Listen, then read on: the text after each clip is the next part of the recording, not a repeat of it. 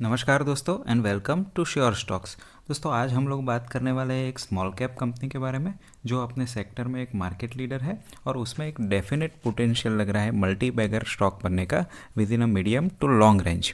दोस्तों हम जैसे यूजुअली करते हैं हर एक 3 चीज़ का एनालिसिस करेंगे, यानी उसका सेक्टरल या मैक्रो लेवल का एनवायरनमेंट, बिजनेस के फंडामेंटल कंपनी के और टेक्निकल एनालिसिस, और ये तीनों के बेसिस में हम डिराइव करेंगे कि इसमें कौन से लेवल में हमको एंटर करना चाहिए और क्या उसका टारगेट हो सकता है।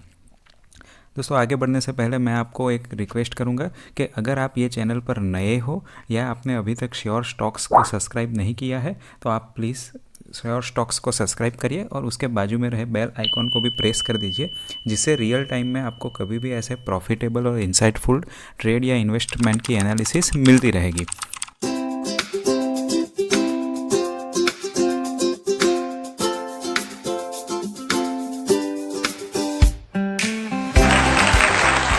हम जो स्टॉक्स की बात कर रहे हैं वो है SIS लिमिटेड। आप देख सकते हैं इधर इसकी मार्केट कैप है अबाउट 6100 करोड़ रुपीज़, उसकी करंट प्राइस है 410 रुपीज़ और उसकी ROCE यानी रिटर्न ऑन कैपिटल एम्प्लॉयड है 18.2% यानी अबाउट 18%, जो हमारे हिसाब से एक मार्केट लीडर कंपनी में ये इंडस्ट्री में काफ़ी अच्छी है। तो दोस्तों आगे फाइनेंशियल एनालिसिस और सेक्टोरल एनालिसिस करने के पहले हम जान लेते हैं कि ये कंपनी करती क्या है। दोस्तों मैं आ गया हूँ यहाँ SIS की वेबसाइट पर। आप यहाँ देख सकते हैं ये कंपनी 3 मेन सेगमेंट में है, एक है सिक्योरिटी, दूसरी है कैश लॉजिस्टिक और तीसरा है फैसिलिटी। तो it's a true market leader and it is working on 3 basically segment: security services, cash logistic and facility management. तो दोस्तों सिक्योरिटी सर्विसेज में इनका मेन प्रोफेशन है security professional, security guard, security staff को लीज पे देना दूसरे कॉरपोरेट और बाकी फैसिलिटीज़ के लिए।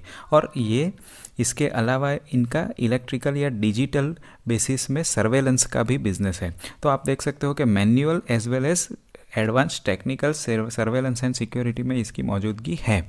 कैश लॉजिस्टिक में दोस्तों अगर आपने कहीं भी देखा होगा ATM के बाहर, तो काफ़ी टाइम जो कैश डिपॉजिट के लिए वैन आती है, आपने काफ़ी बार उसका SIS का सिंबल वाली वैन देखी होंगी, क्योंकि इनकी विजिबिलिटी और मार्केट पेनिट्रेशन काफ़ी ज़्यादा है।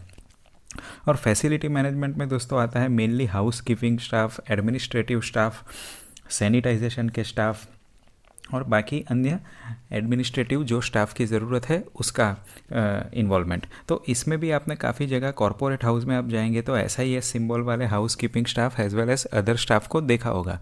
तो दोस्तों जैसे हमने पहले राजेश एक्सपोर्ट्स में देखा था कि वो एक वर्टिकली इंटीग्रेटेड कंपनी थी, यानी कि उसका गोल्ड के रिलेटेड जो भी activities from production to its selling and marketing में सभी में इन्वॉल्व थी। ऐसे ही ये कंपनी एक हॉरिजॉन्टली इंटीग्रेटेड कंपनी है, यानी it is a diversified with in the same sector.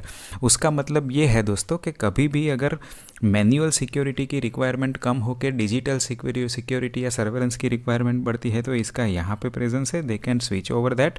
कभी भी मैकेनिकल सिक्योरिटी की रिक्वायरमेंट बढ़ती है तो they can integrate into a cash logistic because of their very sound supply chain and secured supply chain as well as mechanical devices।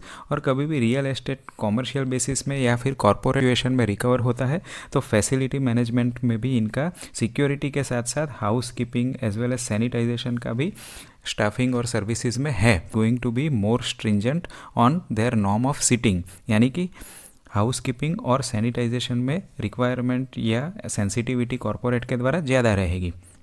दोस्तों अभी हम देख लेते हैं उसका करंट एंड एक्सपर्ट के द्वारा क्या मार्केट या सेक्टर का एनालिसिस है। ये कल का ही मिंट का पेपर है दोस्तों, I will give credit to that. दोस्तों यहाँ काफ़ी एनालिसिस करके एक्सपर्ट लोग जो कंक्लूजन पे पहुँचे हैं वो हम देख लेते हैं।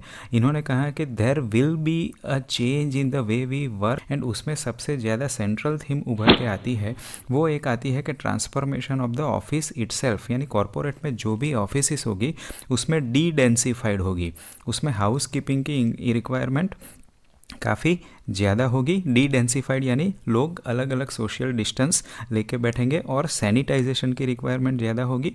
और ये सभी करने के लिए दोस्तों कॉरपोरेट को ज़रूरत पड़ेगी एक ऐसी सर्विसेज की जो सिंगल पॉइंट में अगर सब सर्विसेज आ जाए तो वो एक सोने पे सुहागा रहेगा। तो हमको लगता है as a market leader SIS का इसमें सेक्टोरल बेसिस में काफ़ी पॉजिटिव ग्रोथ या ट्रेजेक्टरी लग रही है। एक और बात दोस्तों मैं आपको बताना चाहूँगा कि सिक्योरिटी में आप लॉजिकली सोच के देखिए कि क्या सबसे ज़्यादा इम्पोर्टेंट है। अगर आप आपके घर या कोई एसेट के लिए सिक्योरिटी की सर्विसेज लेते हैं तो सबसे ज़्यादा इम्पोर्टेंट आपके लिए होता है एक ट्रस्ट। अगर किसी ने आपको रेफरेंस दिया या लॉन्ग टर्म में आपको किसी का परफॉर्मेंस या रिजल्ट पता है तो आप उसको ज़्यादा प्रेफरेंस देंगे, ना कि उसके कॉमर्शियल नेगोशिएशन पर। तो यहाँ भी मुझे लगता है कि ये SIS की जो लॉन्ग टर्म प्रेजेंस और मार्केट में रेप्यूटेशन है उसके हिसाब से उन्होंने काफ़ी अच्छा ट्रस्ट गेन किया है, जिससे उनका मार्केट में जो बेसिकली मार्केट शेयर है वो गेन हुआ है। और ये एक बड़ा एंट्री बैरियर है for any new एंट्रेंट in this space. तो ये भी एक हमारे लिए फेवर में काम करती है। दोस्तों हमने मैक्रो एनवायरनमेंट देख लिया और देखा कि कैसे उसमें पॉजिटिव आगे वाले दिनों में ट्रेजेक्टरी है। अभी हम उसके फाइनेंशियल या कंपनी के फंडामेंटल में जाते हैं। दोस्तों हमने मेन फाइनेंशियल पैरामीटर्स इधर ऑलरेडी देख लिए थे। Now we will go to their further parameters. जैसे मैंने पहले के वीडियो में बताया था दोस्तों कि जब भी आप medium to long term investment के लिए सोच रहे हैं तब मिनिमम 3 इंस्टॉलमेंट आपके इक्वली डिवाइड करिए और स्टॉक में एक्यूमुलेशन का नज़रिया रखिए, एट वंस लेने का नज़रिया मत रखिए। और वो केस में जब भी स्टॉक की मार्केट प्राइस एक 200 day moving average and 50 days moving average के करीब होती है तो वो एक हमारे लिए चीपर वैल्यूएशन है जहां हम फर्स्ट इंस्टॉलमेंट डाल सकते हैं। तो यहाँ आप देख पा रहे हैं दोस्तों कि अभी की जो प्राइस है 410, that is near by it's 50 and 200 day moving average. तो यहाँ हमको प्राइस के लेवल में अभी एक इंस्टॉलमेंट एंट्री की पॉसिबिलिटी लग रही है। दोस्तों अगर हम उसके फाइनेंशियल रिजल्ट में आए तो हम यहाँ प्रॉफिट एंड लॉस स्टेटमेंट में आपको लेके आया हूँ और यहाँ हम देख सकते हैं दोस्तों ये कंपनी लिस्ट हुई है मार्केट में अबाउट 3 ईयर्स बैक, यानी अगस्त सितंबर 2017 में। अगर हम वहाँ का अगर उसके अगले साल का उसका सेल्स देखेंगे तो it has been already in trailing 12 months almost more than double. तो 3 साल में डबल होना उसका मतलब है दोस्तों about 22 to 23% CAGR in the sales. और उसके बाद अगर आप देखेंगे तो उसका प्रॉफिट आफ्टर टैक्स जो है वो भी उसका 112 से 259 करोड़ हो गया है और ये भी इसमें थी। तो ये हमारे हिसाब से एक काफ़ी एप्रिशिएबल थिंग है और कंपनी ने काफ़ी रेजिलियंस यानी कि अपनी इनर स्ट्रेंथ दिखाई है सस्टेन होने में।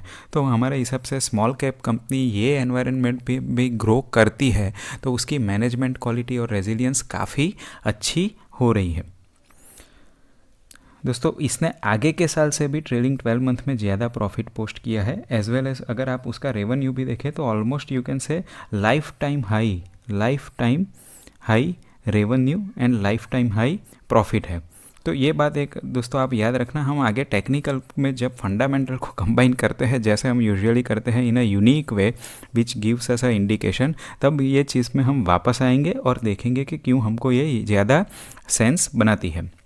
दोस्तों अगर हम बैलेंस शीट में जाते हैं तो उसका बैलेंस शीट में आप अगर मैं यहीं से चालू करता हूं जब से उन्होंने लिस्टिंग किया उसके अगले साल से, तो इसकी आप बोरोइंग देखेंगे तो 700 करोड़ से ये ऑलमोस्ट काफ़ी बढ़ गई थी, डबल हो गई थी। और ये लास्ट 1 ईयर में उन्होंने काफ़ी कम की है जो एक अप्रिशिएबल चीज़ है, क्योंकि जैसे मैंने पहले बताया था राजेश एक्सपोर्ट्स के वीडियो में कि अभी करेंसी मार्केट में काफ़ी लिक्विडिटी बढ़ रही है तो सेंट्रल बैंक और इंडियन RBI भी अभी धीरे धीरे ये लिक्विडिटी को लेने के लिए इंटरेस्ट रेट बढ़ा सकती है। तभी जिसके पास डेट ज़्यादा है वो कंपनी को इंटरेस्ट रेट अप जाने से सस्टेनेबिलिटी में या मार्जिन सस्टेन करने में एक प्रॉब्लम हो सकती है। तो दोस्तों इसका एक रिड्यूसिंग ट्रेंड में आप डेट देख सकते हो 500 से 900 1200 करोड़ एंड देन 579 करोड़। लेकिन इसमें जो एक कंसर्न की बात लगती है वो है other liability which is 2890 and there is very little bit details which are available for other liability items.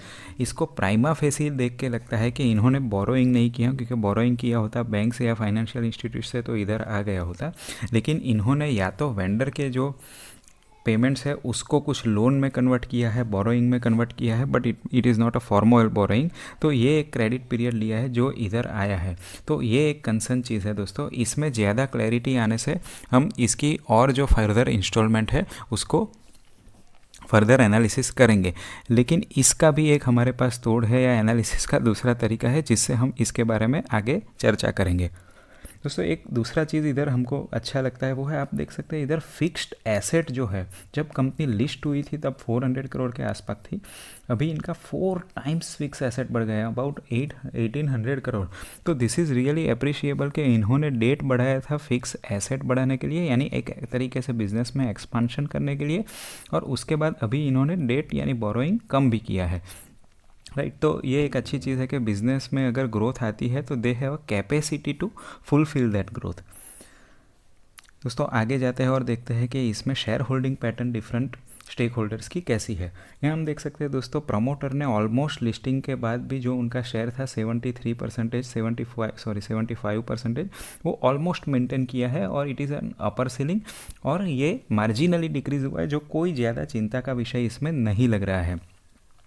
More over दोस्तों, यहाँ एक यूनिक चीज़ हुई है लिस्टिंग के बाद, जो इनका इंस्टीट्यूशनल FII और DII यानी फॉरेन इंस्टीट्यूट और डोमेस्टिक इंस्टीट्यूट दोनों का जो शेयर था वो काफ़ी बढ़ गया है। अभी आप देखेंगे तो परसेंटेज के टर्म्स में FII ने ऑलमोस्ट डबल कर दिया है, और DII ने भी 20 to 25% स्टेक उनका जो पहले था उससे बढ़ाया है, यानी 5 to 6%, 6.7% किया है। तो ये काफ़ी बढ़िया कॉन्फिडेंस दिखाता है प्रमोटर के द्वारा भी और FII और DII के द्वारा भी। इसीलिए मैं बोल रहा था कि जो इनके पास अदर लायबिलिटी है, it seems that it has to be dealing with a short term, यानी एक शॉर्ट टर्म में लग रही है। अदरवाइज इतने स्मार्ट मनी FII DII और प्रमोटर इसमें इतना शेयर रखते नहीं, वो कम कर देते अगर ऑलरेडी फंडामेंटली कोई प्रॉब्लम हुआ है। तो दोस्तों हमने देखा कि फाइनेंशियली ये कंपनी काफ़ी एडवर्स सिचुएशन जो अभी एक साल रही थी उसको विथस्टैंड तो किया ही है, उसने एक बेटर परफॉर्मेंस किया है, और आगे आने वाले दिनों में मैक्रो एनवायरनमेंट भी उसके लिए अच्छा है, तो उसमें मार्केट लीडर काफ़ी अच्छा परफॉर्म करते हैं, तो हमको ये पॉजिटिव ट्रेजेक्टरी में लग रही है। अभी दोस्तों हम टेक्निकल चार्ट पैटर्न उसका देख लेते हैं। तो दोस्तों मैं आ गया हूँ आपको लेके एक ट्रेडिंग व्यू की वेबसाइट पे, और यहाँ हम देख सकते हैं दोस्तों कि ये कंपनी का जो लिस्टिंग हुआ था अगस्त सितंबर 2017 के आसपास, वहाँ से ही हमको एक हिस्टोरिकल डेटा अवेलेबल है। तो ये चार्ट पैटर्न को हमको एक वो रेंज में और उसके हिसाब से एनालिसिस करना पड़ेगा। अगर बड़ा डेटा होता है दोस्तों तो हम उसको बैक ट्रैक करके चार्ट की पैटर्न को कन्फर्म कर सकते हैं। एक चीज़ सीधा इधर डायरेक्टली लगती है दोस्तों, अगर शॉर्ट टर्म का आप अगर लास्ट 10 to 12 मंथ्स का चार्ट देखेंगे तो यहाँ दिखता है कि एक सिंपल सपोर्ट यहाँ बहुत ही स्ट्रॉन्ग है, जहाँ से एवरी टाइम ये कंपनी बाउंस होकर वापस आई है, और ये सपोर्ट अगर आप देखेंगे तो इट इज़ अराउंड 340 रुपीज़। मैं उसको याद करने के लिए 350 रुपीज़ कर देता हूँ, बिकॉज हम यहाँ एक छोटे ट्रेड की बात नहीं कर रहे दोस्तों, लॉन्गर टर्म की बात कर रहे हैं, जहाँ 5-10 रुपया का कोई ज़्यादा फ़र्क नहीं पड़ता है, हमको याद रहना चाहिए। तो 350 रुपीज़ में एक बहुत ही स्ट्रॉन्ग सपोर्ट है, ये हम याद रख सकते हैं, एंड एवरी सपोर्ट में अपना ज़्यादा इंस्टॉलमेंट जाना चाहिए। दोस्तों दूसरा एक चीज़ अगर आप इसको ध्यान से देखेंगे तो यहाँ कोई आपको एक पैटर्न फॉर्म होती हुई नज़र आएगी, और लॉन्गर टर्म में आप देखेंगे तो यहाँ आप देख सकते हो दोस्तों, यहाँ से एक इन्वर्स यू बना और यहाँ से एक छोटा यू बना, और जब भी तो ये एक होती है cup pattern, right. So cup and handle pattern. So यहाँ आपको एक कप जैसा दिखेगा और ये एक हैंडल जैसा दिखेगा, that is handle pattern, right. तो जब भी यहाँ कप एंड हैंडल पैटर्न बनती है दोस्तों, तो उसका एक जनरल नॉर्म है कि with in 6 to 8 months once the resistance level is breakout, it can reach to the level of the nearest cup। तो यहाँ कप का ये एक लेवल है दोस्तों, वो डेप्थ है, और यहाँ अगर ये रेजिस्टेंस हमने देखा दोस्तों कि ऑलमोस्ट ये लेवल पर जो करंटली उसकी प्राइस है वो आज के सेशन में little bit below the resistance है। इसका रेजिस्टेंस हमको 420 यहाँ प्रोजेक्ट करेंगे इसको डायरेक्टली, तो 420 पे आ रहा है। तो 420 रुपीज़ का रेजिस्टेंस को अगर ये विथ वॉल्यूम कॉन्फिडेंटली ब्रेक करता है तो ये जो इसकी हैंडल की पैटर्न है, it can go up to the lowest cup level in a 6 to 12 months. तो ये होता है दोस्तों 640 rupees, which is from current price it is approximately 50% gain with in less than 1 year. तो this is a very good return in a medium term. और उसके बाद जो जाएगा दोस्तों, अभी हम फंडामेंटल और टेक्निकल दोनों को कंबाइन करेंगे, तो हमने देखा दोस्तों कि अभी का जो उसका फंडामेंटल्स है sales and revenue, that in an adverse condition is on lifetime high. मैं ये एज्यूम करता हूँ कि नेक्स्ट ईयर अभी तो लाइफ टाइम हाई प्रॉफिट के हिसाब से इनका lifetime high share price as a minimum logic में बनता है, विच इज़ 720 रुपीज़।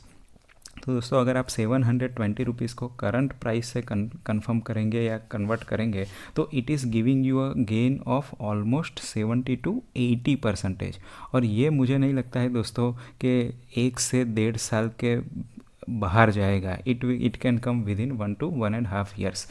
तो दोस्तों ये एक एनालिसिस हुआ उसका मीडियम टर्म का, और हमको लगता है कि जो तरीके से उसका सेक्टोरल परफॉर्मेंस है और एडवर्स कंडीशन में भी ये कंपनी रही है, अगर मैं उसका पास्ट परफॉर्मेंस 15% CAGR से भी गिनता हूँ तो ये company 3 to 4 times multibagger बन सकती है in span of 5 to 7 years. तो मेरे हिसाब से ये कंपनी काफ़ी अच्छी है दोस्तों। लेकिन एक चीज़ हमेशा याद रखो दोस्तों कि स्मॉल कैप शेयर्स में एक रिस्क इनहरेंट होता है उनकी कैपेसिटी और साइज़ के हिसाब से, रेगुलेशन के हिसाब से। और दूसरा, कोई भी कंपनी में all egg should not be put in one basket. तो कोई भी एक कंपनी में आपको आपका सब पैसा नहीं लगाना है। इसमें आपका टोटल इन्वेस्टमेंट आप जो प्लान कर रहे हैं लॉन्ग टर्म के लिए, उसका 5% कैपिटल 3 इंस्टॉलमेंट में लगा सकते हो। तो दोस्तों ये पूरा एनालिसिस था 360 degree fundamental, sector level and technical का। आई होप आपको इससे कुछ जानने को मिला होगा, आपको कुछ नया चीज़ सीखने को मिला होगा। और मैं अपनी तरफ से एक डिस्क्लोज़र दे देता हूँ दोस्तों कि ये चीज़ आपको सजेशन या रेकमेंडेशन करने के लिए नहीं है, लेकिन एक तरीका है कि कैसे हम तीनों चीज़ M, B और T को कंबाइन कर सकते हैं और उससे एक यूज़फुल मीनिंग कंपनी का शेयर में इन्वेस्ट या ट्रेड करने का निकाल सकते हैं। तो आई होप दोस्तों you like this video. If you like this video please press a button of like. और दोस्तों आप सब्सक्राइब नहीं करते हो, आप जल्दी इसको सब्सक्राइब करिए जिससे मुझे प्रोत्साहन मिले और ऐसे ही ज़्यादा मेहनत करके आपके लिए रिसर्च करके ऐसे वीडियो लाता रहूँ। Thank you and God bless you. मिलते हैं अगले वीडियो में।